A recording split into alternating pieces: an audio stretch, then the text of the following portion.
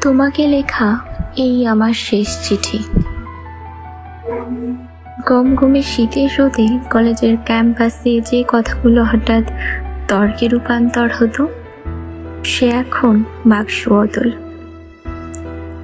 অভিমানের পুরো ভরাট করা কবিতাগুলো পাতা ছেড়েছে। যে প্রেম নিরাপত্তাহীনতায় ভুগে যায় চিরকাল, সে প্রেমের অকাল মৃত্যু কোনো অস্বাভাবিক নয়। তোমাকে লেখা এই আমার শেষ চিঠি। এ সময় এসে সোশ্যাল মিডিয়া যুগে চিঠি কেন লিখলাম, এটাই ভাববে তো? উত্তর আমি লিখে দিচ্ছি। আমি তোমার ফেসবুক ফ্রেন্ড লিস্টে, ব্লক লিস্টে 21 নম্বরে। অন্য কোনো উপায়ে কিছু কথা বলবো, সেই উপায়ও আমার কাছে আর অবশিষ্ট নেই। তাই বাধ্য হয়ে আদি পন্থা আমায় অবলম্বন করতেই হলো। এ বেশ ভালো, নির্দ্বিধায় মনের অনেক কথাই একসঙ্গে বলা যায়। অবশ্য ঠিকানা পাল্টে ফেললে তুমি, এ চিঠি তখন হবে আমার বেনামে।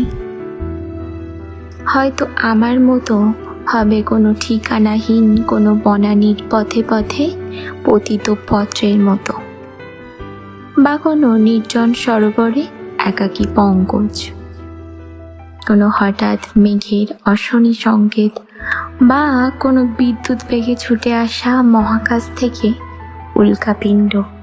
বিশাল বিস্ফোরণে তোমার সৃষ্টির নতুন ঠিকানা কাঁপিয়ে তুলবে। মেসেজের পুরনো ডেট, গ্যালারিতে প্রথম ছবি ভরাট হয়ে গেছে অন্য হিজিবিজি ছবিতে।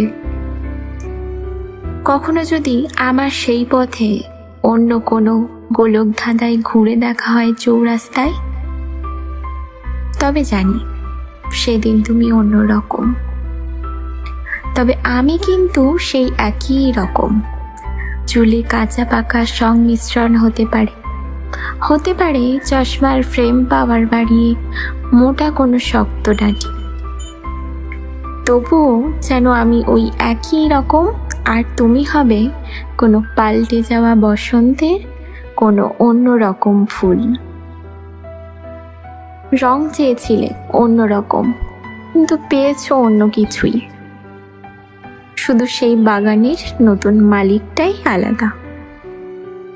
ভাববে সেদিন পথের উপর খুঁজবে, হয়তো সেই দিন হাসবো আমি পথের উপর, বলবো কষ্ট কিসের, আমি ভুলিনি কোনো দিন।